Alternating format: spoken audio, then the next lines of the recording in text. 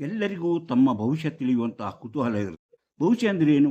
ಮುಂದೇನಾಗುತ್ತದೆ, ಹಿಂದೇನು ನಡೆಯಿತು ಎಂಬುದರ ಬಗ್ಗೆಗಿಂತನೂ ಈಗ ಹೇಗಿದೆ, ನನ್ನ ಜೀವನದಲ್ಲಿ ಹೀಗೆ ಹೇಗೆ ನಡೀತದೆ, ಹೀಗೆ ನನಗೆ ಏನಾದರೂ ಇಷ್ಟ ಇದೆಯೋ, ನಾನೀಗ ಮನೆ ಕಟ್ಟಿಸ್ಬಹುದಾ, ನಾನೀಗ ಬಾವಿ ತೋರಿಸ್ಬಹುದಾ, ನಾನೀಗ ಮದುವೆ ಆಗುವಂಥ ಚಾನ್ಸಸ್ ಇದೆಯೇ, ನನಗೆ ಕೆಲಸ ಸಿಗುವಂಥ ಚಾನ್ಸ್ ಇದೆಯೇ, ನನಗೆ ಬಂದಿರುವ ಕಷ್ಟ ನಿವಾರಣೆ ಯಾವುದು ಮುಂತಾದ ವಿಚಾರಗಳನ್ನು ತಿಳಿಯುವಂತಹ ಕುತೂಹಲ ಪ್ರತಿಯೊಬ್ಬ ಮನುಷ್ಯನಲ್ಲೂ ಕಂಡುಬರುತ್ತದೆ. ಆದುದರಿಂದ ಭವಿಷ್ಯ ಕೇಳುವರ ಬಳಿ ಇಂತಹ ವಿಚಾರಗಳನ್ನು ಇಟ್ಕೊಂಡು ಜನರು ಬರುತ್ತಾರೆ, ಆ ವಿಚಾರಗಳನ್ನು ಕೇಳಿ ತಿಳ್ಕೊಳ್ತಾರೆ. ಆದರೆ ಹೆಚ್ಚಿಗೆ ಜನರಿಗೆ ತಾವು ಹುಟ್ಟಿದ ದಿನಾಂಕವಾಗಲಿ, ತಮ್ಮ ನಕ್ಷತ್ರವಾಗಲಿ, ತಮ್ಮ ಸಮಯವಾಗಲಿ, ಹುಟ್ಟಿದ ಆ ಇಸುವಿ ಕರೆಕ್ಟ್ ಆಗಿ ತಿಳಿದಿರುವುದಿಲ್ಲ. ಆದುದರಿಂದ ಏನೋ ಒಂದು ನಕ್ಷತ್ರ, ಆ ಬಂದಂತಹ ನಕ್ಷತ್ರ ಹೇಳಿ ಅವರಿಗೆ ಭವಿಷ್ಯವನ್ನು ಹೇಳುವಂತಹ ಜನರೇ ಹೆಚ್ಚಾಗಿದೆ. ಆದರೆ ಅದರಲ್ಲಿ ಎಷ್ಟು ಸತ್ಯವಿರುತ್ತದೋ ಎಷ್ಟು ಸುಳ್ಳು ಇರುತ್ತದೋ ಹೇಳಕ್ಕಾಗೋದಿಲ್ಲ. ಯಾಕಂದರೆ ಸರಿಯಾದಂತಹ ಹುಟ್ಟಿದ ಸಮಯ, ಸರಿಯಾದಂತಹ ಹುಟ್ಟಿದ ತಾರೀಕು ಎಲ್ಲವೂ ಇದ್ದರೆ ಮಾತ್ರ ಅವರ ಜಾತಕ ನೋಡಿ ಅವರ ಭವಿಷ್ಯ ಹೇಳಲು ಸಾಧ್ಯ. ಇನ್ನು ಕೆಲವರು ಜಾತಕ ಬರೆಸಿರ್ತಾರೆ, ಆದರೆ ಆ ಜಾತಕ ನೋಡಿದ್ರೆ ಏನಾದ್ರು ಗೊತ್ತಾಗುತ್ತಾ? ಏನೂ ಗೊತ್ತಾಗೋದಿಲ್ಲ. ಆದುದರಿಂದ ಆ ಜಾತಕವನ್ನು ನೋಡಿ ಭವಿಷ್ಯವನ್ನು ತಿಳಿದುಕೊಳ್ಳಬೇಕು. ಹಾಗಾದರೆ ಆ ಜಾತಕ ಯಾರದು, ಹೇಗೆ ಎಂಬುದನ್ನು ನಾವು ವಿಚಾರಿಸಿ ನೋಡಬೇಕು. ಹಾಗೆಯೇ ಹಸ್ತರೇಖಾ ಶಾಸ್ತ್ರದ ಮೂಲಕ ನಾವು ಭವಿಷ್ಯವನ್ನು ಹೇಳುವಾಗ ತುಂಬಾ ನಿಖರವಾಗಿ ಹೇಳಲು ಸಾಧ್ಯ. ಆದರೆ ಅದರ ಬಗ್ಗೆ ಸರಿಯಾಗಿ ತಿಳಿದಿರಬೇಕು. ನನಗೆ ಲಾಟರಿ ಹೊಡೆಯುತ್ತದೆ, ನನಗೆ ಕೇಸಿನಿಂದ ಬಿಡುಗಡೆ ಆಗುತ್ತದೆ, ನನಗೆ ಪ್ರಶಸ್ತಿ ಬರುತ್ತದೆ, ನನಗೆ ಭೂಮಿ ಲಭ್ಯವಾಗುತ್ತದೆ, ಉದ್ಯೋಗವಿದೆ ದೊರೆಯುತ್ತದೆ, ಮನೆ ವಾಹನ ತಗೊಳ್ಳೋಕೆ ಸಾಧ್ಯವೇ, ಉತ್ತಮ ಸಂಗಾತಿ ಸಿಗುತ್ತದೆ, ಮದುವೆಯ ಸಮಸ್ಯೆ ಆಗುತ್ತದೆ, ನಾನು ಎಂತಹ ವ್ಯಕ್ತಿ, ಇಂತಹ ವಿಚಾರಗಳನ್ನು ತಿಳಿಯಲು ಹೆಚ್ಚಿನ ಜನರು ತಮ್ಮ ಆಸಕ್ತಿಯನ್ನು ತೋರಿಸುತ್ತಾರೆ. ಅದನ್ನೆಲ್ಲವನ್ನ ಹಸ್ತರೇಖಾ ಶಾಸ್ತ್ರದಿಂದ ಹೇಳಬಹುದೆಂದು ಎಲ್ಲರೂ ಹೇಳ್ತಾರೆ. ಇಂತಹ ವಿಚಾರಗಳು ಪ್ರತಿಯೊಬ್ಬರಿಗೂ ಹೆಚ್ಚಿನ ಆಸಕ್ತಿದಾಯಕ, ನಂಬಿಕೆ ಇರುವಂಥ ವಿಚಾರಗಳು. ಆದರೆ ಕೆಲವರಿಗೆ ಇದರ ನಂಬಿಕೆ ಇರುವುದಿಲ್ಲ, ಅವರು ಅದರ ಬಗ್ಗೆ ತಲೆ ಕೆಡಿಸಿಕೊಳ್ಳುವುದಿಲ್ಲ. ಹಾಗಾದರೆ ಅಂತಹ ವಿಚಾರಗಳನ್ನು ತಿಳಿದುಕೊಳ್ಳೋಣ. ಅದಕ್ಕಿಂತ ಮೊದಲು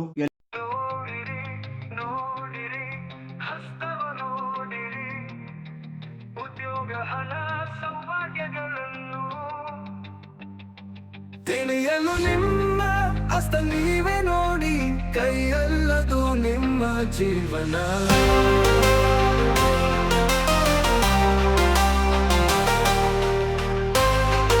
ಎಲ್ಲರಿಗೂ ನಮಸ್ಕಾರ. ಮಾಣಿಯ ಟೈಮ್ಸ್ ಯೂಟ್ಯೂಬ್ ಚಾನಲ್ಗೆ ನಿಮಗೆಲ್ಲರಿಗೂ ಸ್ವಾಗತ. ಇಂದು ನಾನು ಒಂದು ವಿಶೇಷವಾದಂತಹ ಒಂದು ವಿಚಾರದ ಬಗ್ಗೆ ನಿಮ್ಮ ಜೊತೆ ವಿಚಾರ ವಿನಿಮಯ ಮಾಡಿಕೊಳ್ಳಬೇಕೆಂದಿದ್ದೇನೆ. ಅಂದರೆ ಹೆಚ್ಚಿನ ಜನರಿಗೆ ತಮ್ಮ ಭವಿಷ್ಯವನ್ನು ತಿಳಿಯುವಂತಹ ಕುತೂಹಲ ಇರುವುದು ನಾನು ಈಗಾಗಲೇ ಹೇಳಿದೆ. ಆದರೆ ಯಾವ ರೀತಿಯಲ್ಲಿ ನಾವು ಭವಿಷ್ಯ ತಿಳಿಬಹುದು? ಜಾತಕ ನೋಡಿ ಭವಿಷ್ಯ ತಿಳಿಬಹುದು, ನಮ್ಮ ನಕ್ಷತ್ರ ನೋಡಿ, ನಮ್ಮ ರಾಶಿ ನೋಡಿ ಯಾಕೆ ನಾವು ಭವಿಷ್ಯ ತಿಳಿಯಲು? ಅದಕ್ಕಾಗಿ ಎಲ್ಲ ನಾನು ಹೇಳಿದೆ ಆಗಲೇ, ನಮಗೆ ನಿಖರವಾದಂತಹ ಹುಟ್ಟಿದ ಸಮಯ, ಹುಟ್ಟಿದ ದಿನಾಂಕ ಎಲ್ಲವೂ ಕರೆಕ್ಟಾಗಿದ್ದಾಗ ಮಾತ್ರ ನಾವು ಜಾತಕ ನೋಡಿ ಭವಿಷ್ಯ ಹೇಳೋದು. ಆದರೆ ತಮ್ಮ ಹಸ್ತದಲ್ಲಿ ಬರೆದಿರುವಂತಹ ಲಿಪಿಯನ್ನು ತಿಳಿದವರಲ್ಲಿ ಹೋಗಿ ಕೇಳಿದರೆ, ಏನು ನಿಮ್ಮ ಸಮಸ್ಯೆ ಏನು, ಆ ಸಮಸ್ಯೆಗೆ ಪರಿಹಾರ ಯಾವಾಗ, ಈಗ ಪರಿಹಾರವಾಗುತ್ತೆ ಅಥವಾ ಮುಂದೆ ಪರಿಹಾರವಾಗುತ್ತೆ ಎಂಬ ವಿಚಾರಗಳನ್ನು ತಿಳಿದುಕೊಳ್ಳಲು ಸಾಧ್ಯ. ಅಂತಹ ವಿಚಾರಗಳನ್ನು ನಾನು ಇವತ್ತು ಹೇಳ್ತೇನೆ. ಅದರಲ್ಲಿ ಒಂದು 2-3 ವಿಚಾರ ಅಷ್ಟೇ, ಹೆಚ್ಚಿನ ವಿಚಾರವನ್ನು ಇದರಲ್ಲಿ ಹೇಳುವುದಿಲ್ಲ. ಯಾವ ರೀತಿ ಹೇಳ್ತಾರೆ ಎಂಬುದಕ್ಕೆ ಒಂದು ಉದಾಹರಣೆ. ಇಂತಹ ವಿಚಾರಗಳನ್ನು ಹೊತ್ತು ಬರುತ್ತಿರುವಂತಹ ಮಾಣಿಯ ಟೈಮ್ಸ್ ಯೂಟ್ಯೂಬ್ ಚಾನಲನ್ನು ನೀವು ಇನ್ನೂ ಸಬ್ಸ್ಕ್ರೈಬ್ ಮಾಡಿಲ್ಲವಾದರೆ ಈಗಲೇ ಕೆಳಗೆ ಕಾಣುವ ಸಬ್ಸ್ಕ್ರೈಬ್ ಎಂದು ಬರೆದಿರುವಲ್ಲಿ ಒಮ್ಮೆ ಕ್ಲಿಕ್ ಮಾಡಿ ಸಾಕು, ನೀವು ಸಬ್ಸ್ಕ್ರೈಬ್ ಆಗ್ತೀವಿ. ಪಕ್ಕದಲ್ಲಿ ಕಾಣುವ ಗಂಟೆಯ ಚಿಹ್ನೆಯನ್ನು ಒಮ್ಮೆ ಒತ್ತಿದರೆ ಮಾಣಿಯ ಟೈಮ್ಸ್ ಯೂಟ್ಯೂಬ್ ಚಾನಲ್ ಯಾವುದೇ ಹೊಸ ವಿಡಿಯೋ ಅಪ್ಲೋಡ್ ಆಗಿಕೊಳ್ಳೆ ನಿಮ್ಮ ಮೊಬೈಲಿಗೆ ನೋಟಿಫಿಕೇಶನ್ ಬರುವುದರಿಂದ ನೀವು ಎಲ್ಲ ವಿಡಿಯೋಗಳನ್ನು ನೋಡಿ ಹೆಚ್ಚು ಹೆಚ್ಚು ವಿಷಯಗಳನ್ನು ತಿಳ್ಕೊಂಡು ನಿಮ್ಮ ಜೀವನಕ್ಕೆ ಯಾವುದೋ ಅವಶ್ಯಕವೋ ಅದನ್ನು ಅಳವಡಿಸಿಕೊಂಡಾಗ ನೀವು ಜೀವನದಲ್ಲಿ ಅಭಿವೃದ್ಧಿ ಆಗ್ತೀರಿ, ಯಶಸ್ವಿಯಾಗುತ್ತೀರಿ, ನೀವು ಸಂತೋಷಕರವಾದ ಜೀವನ ನಡೆಸಲು ನಿಮಗೆ ಸಾಧ್ಯವಾಗುತ್ತೆ. ಅದೇ ರೀತಿ ಪ್ರತಿಯೊಂದು ವಿಡಿಯೋನು ಆರಂಭದಿಂದ ಕೊನೆವರೆಗೂ ನೋಡಿ, ಲೈಕ್ ಮಾಡಿ, ಶೇರ್ ಮಾಡಿ, ಪ್ರೋತ್ಸಾಹ ಕೊಡಿ. ಈ ಭವಿಷ್ಯ ಅನ್ನೋದು ಏನೆಂದರೆ ಒಂಥರ ಲಾಟ್ರಿ ಇದ್ದ ಹಾಗೆ, ಕೆಲವೊಮ್ಮೆ ಬದಲಾಗ್ತಾ ಇರ್ತದೆ. ಹೇಗೆ ಬದಲಾಗ್ತದೆ ಅದನ್ನು ನೋಡಿ ತಿಳ್ಕೊಂಡು ಈಗ ಏನು ನಡೆಯುತ್ತದೆ, ಈಗ ಏನಾಗುತ್ತದೆ ಎಂಬುದನ್ನು ಹೇಳಲು ಸಾಧ್ಯ. ಅದಕ್ಕೆ ನಾವು ಹಸ್ತವನ್ನು ಸರಿಯಾಗಿ ಪರಿಶೀಲಿಸಬೇಕು. ಹಸ್ತವನ್ನು ಪರಿಶೀಲಿಸಿದೊಡನೆ ಹಸ್ತದಲ್ಲಿ ನಾವು ಯಾವ ವ್ಯಕ್ತಿತ್ವರು ಎಂಬುದನ್ನು ತಿಳಿಬೇಕಾದರೆ ನಮ್ಮ ಹೃದಯ ರೇಖೆ ಅಥವಾ ಹಾರ್ಟ್ ಲೈನ್ ಅನ್ನು ನೋಡಬೇಕು. ಹಾರ್ಟ್ ಲೈನ್ ಹಾವಿನಂತೆ ಬೆಂಡಾಗಿದ್ದರೆ, ಅದು ಬೆಂಡಾಗಿದ್ದರೆ ಆ ವ್ಯಕ್ತಿಗೆ ಯಾವುದು ನೆಮ್ಮದಿ ಇರುವುದಿಲ್ಲ. ಅವನು ಒಳ್ಳೆಯ ವ್ಯಕ್ತಿತ್ವ ವ್ಯಕ್ತಿ ಅಲ್ಲ. ಅವನು ಹಲವಾರು ಅಪರಾಧಗಳಲ್ಲಿ ಸಿಕ್ಕಿ ಹಾಕಿಕೊಳ್ಳುವ ಸಾಧ್ಯತೆ ಇದೆ. ಅವನ ಸ್ವಭಾವ ಆಗಿದೆ. ನೇರವಾಗಿ ಕರೆಕ್ಟ್ ಆಗಿದ್ದರೆ ಆ ವ್ಯಕ್ತಿ ಉತ್ತಮವಾದ ವ್ಯಕ್ತಿ, ಉತ್ತಮ ನಡತೆಯುಳ್ಳ ವ್ಯಕ್ತಿ ಎಂದು ತಿಳಿಯಬಹುದು. ಆ ವ್ಯಕ್ತಿಯಲ್ಲಿ ನಾವು ಎಂತಹ ವ್ಯವಹಾರವನ್ನಾದರೂ ಮಾಡಬಹುದು. ಬೆಂಡಾಗಿರೋದು ಅದೆಲ್ಲ ಬೇರೆ ಬೇರೆ ವಿಚಾರಗಳಿವೆ. ಅದೆಲ್ಲವೂ ಹಸ್ತರೇಖಾ ಸಾಮುದ್ರಿಕ ಶಾಸ್ತ್ರದಲ್ಲಿ ಆ ವಿಚಾರದ ಆ ವಿಡಿಯೋವನ್ನು ಹೇಳೋತ್ತಿಗೆ ಹೇಳ್ಬೋದು. ಆದರೆ ಇದು ನಾನು ನಿಮಗೆ ಏನು ನಮ್ಮ ಹಸ್ತರೇಖಾಶಾಸ್ತ್ರ ಎಂದರೆ ಏನು ಎಂಬುದರ ಬಗ್ಗೆ ವಿಚಾರವನ್ನು ನಿಮ್ಮೆದುರಿಗೆ ಹೇಳ್ತಿದ್ದೇನೆ. ಅಂದರೆ ಈಗ ಒಂದು ಹೆಬ್ಬೆಟ್ಟು ನೋಡಿ, ಹೆಬ್ಬೆಟ್ಟು ಅಂದರೆ ಗೊತ್ತಿದೆಯಲ್ಲ, ಹೆಬ್ಬೆಟ್ಟು. ಈ ಹೆಬ್ಬೆಟ್ಟು ಹೇಗಿದೆ ಅನ್ನೋದನ್ನು ನೋಡಬೇಕು. ಹೆಬ್ಬೆಟ್ಟು ನೀಳವಾಗಿ ಕರೆಕ್ಟಾಗಿದ್ದರೆ, ಅಂದರೆ ಸಾಮಾನ್ಯವಾಗಿ ನೀಳವಾಗಿ ಕರೆಕ್ಟಾಗಿ ಉದ್ದವಾಗಿ ಇದ್ದರೆ ಆ ವ್ಯಕ್ತಿ ಉತ್ತಮವಾದ ವ್ಯಕ್ತಿ, ಗುಣವುಳ್ಳವನು, ಅವನ ಜೊತೆ ನಾವು ವ್ಯವಹಾರವನ್ನು ಮಾಡ್ಬೋದು. ಇನ್ನು ಕೆಲವರದು ಗಿಡ್ಡದಾಗಿರುತ್ತೆ, ಅಂದರೆ ಸಾಮಾನ್ಯಕ್ಕಿಂತ ಗಿಡ್ಡವಾದ ಬೆರಳಾಗಿರುತ್ತದೆ. ಗಿಡ್ಡವಾಗಿದ್ದರೆ ಅವರು ಅವಿವೇಕಿ, ಅಂದರೆ ಯಾವುದನ್ನು ಯೋಚಿಸಿ ಕೆಲಸ ಮಾಡುವುದಿಲ್ಲ, ತನ್ನಿಷ್ಟಂತೆ ಏನೇನೋ ಮಾಡೋಕ್ಕೆ ಹೋಗಿ ಸಿಕ್ಕಾಕೊಂಡು ಹಾಳಾಗುವಂಥವನು, ಅಂದರೆ ಅವರಿಗೆ ಸರಿಯಾದಂತಹ ಯೋಚನೆ ಮಾಡುವಂತಹ ಒಂದು ಸ್ವಭಾವ ಇರುವುದಿಲ್ಲ ಎಂಬುದನ್ನು ತಿಳ್ಕೋಬೇಕು. ಇನ್ನು ಮೇಲೆ ದಪ್ಪ ಆಗಿ, ಇಲ್ಲಿ ದಪ್ಪ ಆಗಿರುತ್ತೆ, ಇಲ್ಲಿ ದಪ್ಪ ಆಗಿರೋದರಿಂದ ದಪ್ಪವಾಗಿ ಗದೆಯಂತೆ ಇದ್ದರೆ ಅಂಥ ವ್ಯಕ್ತಿಗಳು ಯಾವಾಗಲೂ ಅಪರಾಧ ಕೃತ್ಯಗಳಲ್ಲಿ ಹೆಚ್ಚಾಗಿ ತೊಡಗಿರುವಂಥ ವ್ಯಕ್ತಿ. ನೆಟ್ಟಿಗೆ ಇದ್ದರೆ ನಾನು ಹೇಳಿದ್ನಲ್ಲ, ಅವನು ನಂಬಿಕೆಯಸ್ಥ. ಚಿಕ್ಕದಾಗಿ ಕಂಡರೆ, ಇನ್ನು ತುಂಬ ಚಿಕ್ಕದಾಗಿ ಕಂಡರೆ ಅವನು ಹೇಡಿಯ ಲಕ್ಷಣ. ಚಿಕ್ಕದಾಗಿ ಅಂದರೆ ದಪ್ಪ ಕಡಿಮೆ ಇರಬೇಕು, ಅದಕ್ಕೆ ಚಿಕ್ಕದಾಗಿ ಅಂತ ಮೊದಲು ಹೇಳಿದ್ದು. ಗಿಡ್ಡಾಗಿದ್ದವನು ಅವಿವೇಕಿ ಅಂತ ಹೇಳಿದೆ.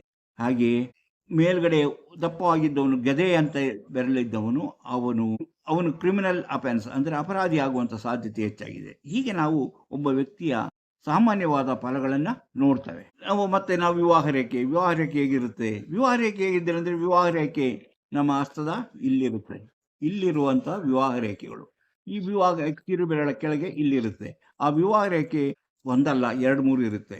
ಒಂದೇ ಉದ್ದದ್ದು 2 ಇದ್ದರೆ ಅವನು 2 ಮದುವೆ ಆಗ್ತಾನಂತ. ಒಂದೇ ಉದ್ದ ಇರಬೇಕು, ಹೆಚ್ಚು ಕೈ ಗಿಡ್ಡ ಬಡ್ಡ ಇರಬೇಕು. ಗಿಡ್ಡ ಇದ್ದವನು ಏನಂದರೆ, ಅವನು ಮದುವೆ ಆದಂತಹ, ಅವನು ಯಾರನ್ನ ಪ್ರೀತಿ ಮಾಡ್ತಾನೆ, ಪ್ರೀತಿ ಮಾಡಿದ ಅವ್ರನ್ನ ಅರ್ಧದಲ್ಲಿ ಕೈ ಬಿಟ್ಟು ಹೋಗುವನಂತ ತಿಳ್ಕೋಬೇಕು. ಅದಕ್ಕೆ ಬರುವ ಅಡ್ಡಗೆರೆಗಳು ಅಡ್ಡವಾಗಿರುತ್ತೆ. ಹೀಗೆ ಅಡ್ಡಗೆರೆಗಳಿದ್ದಾಗ ಅದನ್ನು ನಾವು ಸಂತಾನವಾಗಿದ್ದರೆ ಗೆರೆಗಳಂತ ಹೇಳ್ಬೋದು. ಈಗ ನಾವು ಆ ರೀತಿಯಲ್ಲಿ ಹೇಳ್ಬೋದು.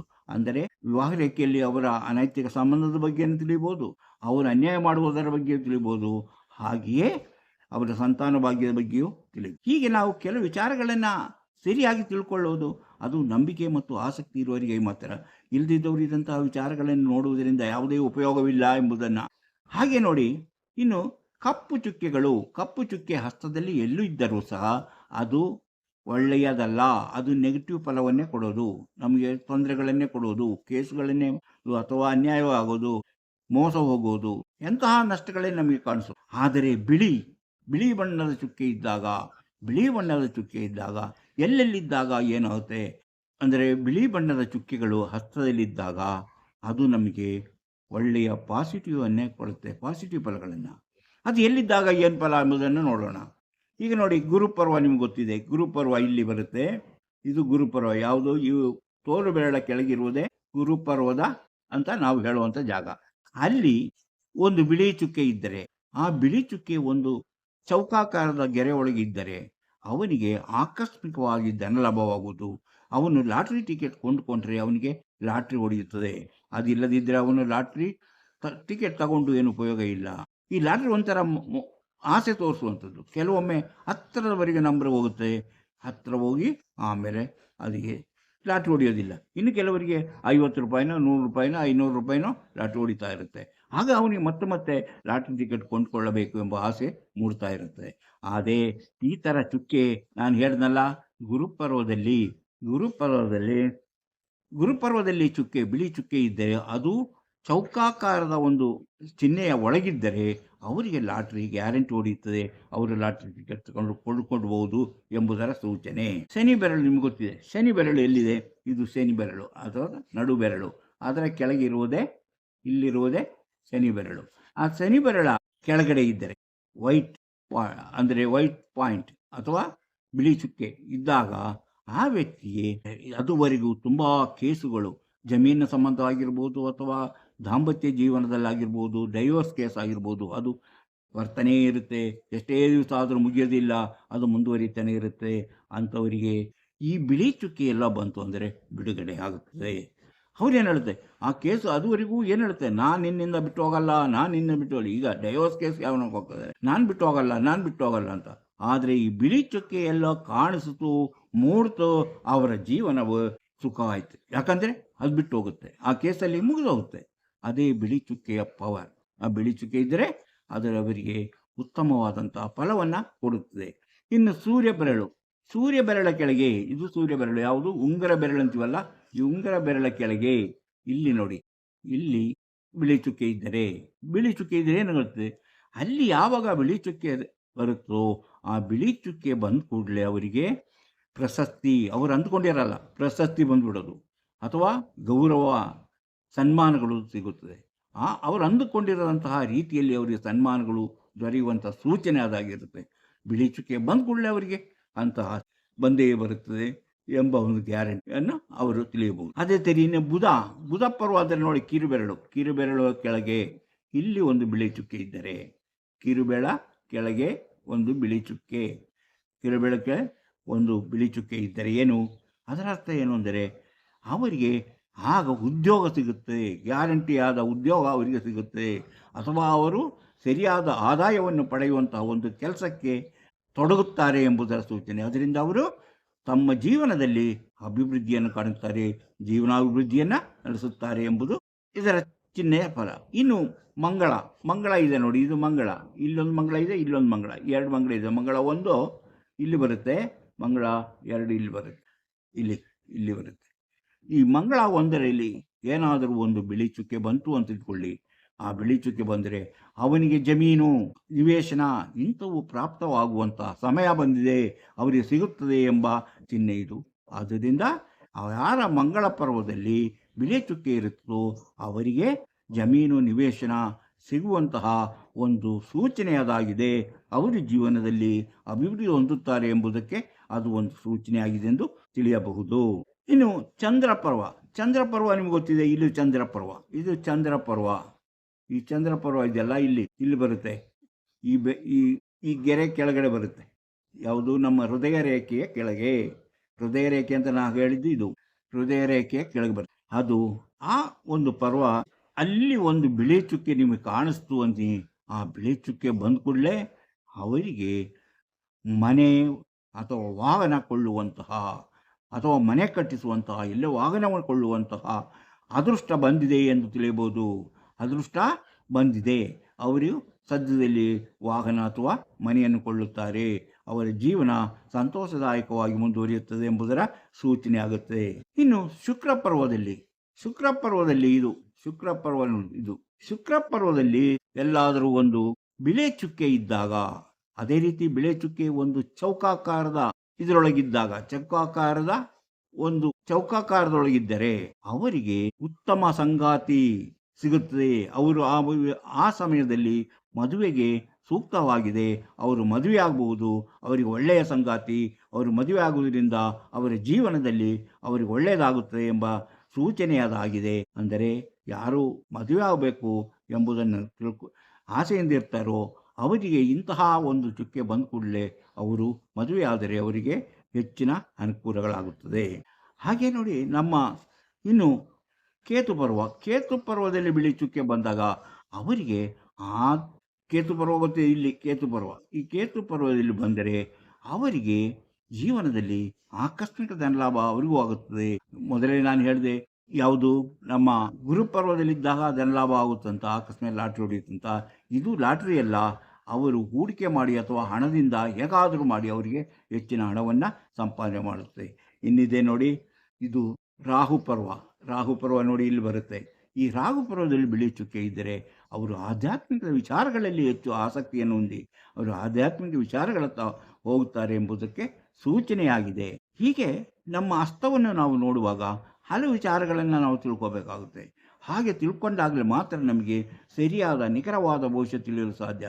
ನಾನು ಮೊದಲೇ ಹೇಳಿದೆ, ಯಾವನೇ ವ್ಯಕ್ತಿ ತನ್ನ ಜಾತಕವನ್ನು ಬರೆದಿಟ್ಕೊಂಡಿರ್ತಾರೆ, ಅಂಥ ಜಾತಕವನ್ನು ತರ್ತಾರೆ, ತಂದಾಗ ಅವರ ವಯಸ್ಸಿಗೂ ಇದಕ್ಕೂ ಅಜಗಜಾಂತರ ವ್ಯತ್ಯಾಸ ಕಾಣುತ್ತೆ.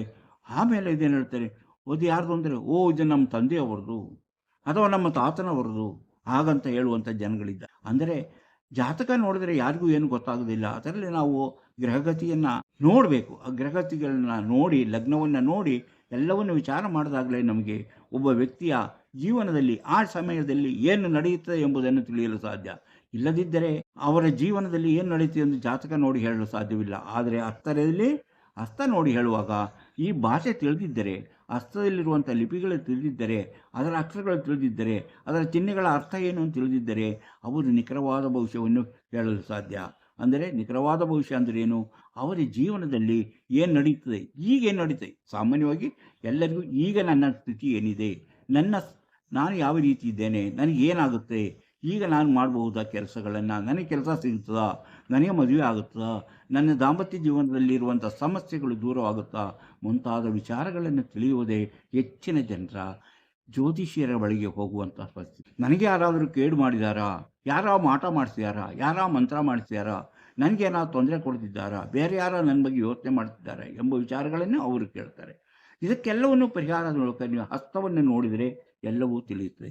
ಆದರೆ ಹಸ್ತವನ್ನು ಸರಿಯಾಗಿ ಅರ್ಥ ಮಾಡಿಕೊಂಡು ನೋಡುವಂಥವ್ರ ಹತ್ರ ಮಾತ್ರ ಹೋದಾಗ ಮಾತ್ರ ನಿಮಗೆ ಹಸ್ತ ನೋಡಿ ಪರಿಚಯ, ಅದು ನಿಮ್ಮ ಭವಿಷ್ಯವನ್ನು ಸರಿಯಾಗಿ ನಿಖರವಾಗಿ ಹೇಳಲು ಸಾಧ್ಯ. ಆದ್ದರಿಂದ ಯಾರೋ ಒಬ್ಬ ರಸ್ತೆ ಬದಿಯಲ್ಲಿ ಕೂತ್ಕೊಂಡು ಏನೋ ಹೇಳ್ದ ಅಂತೇಳಿ ನೀವು ಅದು ಹಸ್ತರೇಖಾಶಾಸ್ತ್ರ ಆಗೋದಿಲ್ಲ. ಹಸ್ತರೇಖಾಶಾಸ್ತ್ರವನ್ನು ಸರಿಯಾಗಿ ಅಭ್ಯಾಸ ಮಾಡಿದವರು, ಸರಿಯಾಗಿ ಕಲಿತವರು, ಅದರ ಬಗ್ಗೆ ರಿಸರ್ಚ್ ಮಾಡಿದವರು, ಸಂಶೋಧನೆ ಮಾಡಿದವರು, ಎಷ್ಟೋ ಜನಗಳನ್ನು, ಸಾವಿರಾರು ಜನಗಳ ಹಸ್ತಗಳಲ್ಲಿ ಪರಿಶೀಲಿಸಿ ಒಂದು ನಿರ್ಧಾರಕ್ಕೆ ಬಂದಂತಹ ಒಂದು ಶಾಸ್ತ್ರವಾಗಿರುವುದರಿಂದ ಅದನ್ನು ತಿಳಿದು, ಅಂದರೆ ಇದನ್ನು ಇನ್ನು ಯಾರು ಶಾಸ್ತ್ರ ಅಂತ ಹೇಳೋದಿಲ್ಲ, ವಿಜ್ಞಾನ ಅಂತ ಹೇಳೋದಿಲ್ಲ, ಇದನ್ನು ಅಕ್ಯೂಟ್ ಸೈನ್ಸ್ ಅಂತಲೇ ಹೇಳೋದು. ಆದರೂ ಸಹ ಇದರಲ್ಲಿ ಕೆಲವು ವಿಚಾರಗಳಿದೆ. ಇದರಲ್ಲಿ ಆಸಕ್ತಿ ಮತ್ತು ನಂಬಿಕೆ ಇರುವವರಿಗಾಗಿರುವಂತಹ ಒಂದು ವಿಧಾನ, ಭವಿಷ್ಯವನ್ನು ತಿಳಿಯುವ ವಿಧಾನ, ಅಥವಾ ನಮ್ಮ ಭವಿಷ್ಯ ಹೀಗೆ ಹೇಗಿದೆ ಎಂಬುದನ್ನು ತಿಳಿಯುವಂಥ ವಿಚಾರ. ಅದಕ್ಕೆ ಬೇಕಾದ ಪರಿಹಾರವನ್ನು ನಾವು ಮೊದಲೇ ಮಾಡ್ಕೋಬೋದು. ನಮ್ಮ ಭವಿಷ್ಯ ಮುಂದೆ ಏನಾಗುತ್ತದೆ ಎಂಬುದನ್ನು ತಿಳ್ಕೊಂಡಾಗ ಅದಕ್ಕೆ ಬರುವ ಕಷ್ಟಗಳ ಪರಿಹಾರಕ್ಕೂ ನಾವು ವಿಚಾರಗಳನ್ನು ತಿಳ್ಕೊಳ್ಳಬಹುದು. ಯಾವ ರೀತಿ ಪರಿಹಾರ? ಅದಕ್ಕೆ ನಾವು ಮುಂಜಾಗ್ರತೆ ಕ್ರಮವಾಗಿ ನಾವು ಆ ರೀತಿ ಆಗದಿದ್ದಂಗೆ ನೋಡ್ಕೊಬೇಕು. ನಾವು ಮೊದಲೇ ಈ ವಿಚಾರವು ನಮಗೆ ಬರಲಿಲ್ಲ, ತೊಂದರೆ ಆಗಲಿಲ್ಲ ಎಂಬುದನ್ನು ತಿಳಿದುಕೊಂಡಾಗ ನಾವು ಅದು ಆಗದಂಗೆ ತಡೆಯಬಹುದು. ಅದಕ್ಕೆ ಯಾಕೆ ನಾವು ಮುಂಜಾಗ್ರತೆ ಕ್ರಮ, ಈ ದಾರಿಯಲ್ಲಿ ಹೋದರೆ ಹೀಗೆ ಆಗುತ್ತೆ ಅಂತ ತಿಳ್ಕೊಂಡ್ಮೇಲೆ ಆ ದಾರಿಯಲ್ಲಿ ನಾವು ಹೋಗದೇ ಇರೋದು ಉತ್ತಮ. ಇನ್ನು ಆ ದಾರಿಯಲ್ಲಿ ಹೋಗಲೇಬೇಕು ಅಂದರೆ ತುಂಬ ಎಚ್ಚರಿಕೆ ವಹಿಸ್ಕೊಂಡು ನಾವು ನಡ್ಕೊಂಡು ಹೋಗ್ಬೇಕು. ನಮ್ಮ ಕಾಲಿಗೆ ಮುಳ್ಳು ಚುಚ್ಚಬಹುದು ಅಂತ ನಮ್ಗೆ ಗೊತ್ತಿದ ಮೇಲೆ ಮುಳ್ಳನ್ನು ತಡ್ಕೊಳ್ಳುವಂಥ ಒಂದು ಶಕ್ತಿ ಇರುವಂಥ ಒಂದು ಚಪ್ಪಲಿಯನ್ನು ಹಾಕ್ಕೊಂಡು ನಾವು ಆ ಕಡೆ ಹೋದಾಗ ನಮ್ಮ ಕಾಲಿಗೆ ಮುಳ್ಳು ಚುಚ್ಚೋದಿಲ್ಲ. ಅದೇ ರೀತಿ ನಮ್ಮ ಭವಿಷ್ಯಕ್ಕೆ ತೊಂದರೆ ಇದೆ ಅಂತ ತಿಳ್ಕೊಂಡಾಗ ಅದಕ್ಕೆ ಬೇಕಾದಂಥ ಒಂದು ಪರಿಹಾರವನ್ನು ನಾವು ತಿಳ್ಕೋಬೇಕು. ಆ ಪರಿಹಾರ ಏನು ಎಂಬುದು ಸರಿಯಾಗಿ ತಿಳ್ಕೊಂಡವರಿಗೆ ಮಾತ್ರ ಗೊತ್ತು. ಅವರ ಹತ್ರ ನೀವು ಕೇಳಬೇಕಾಗುತ್ತೆ.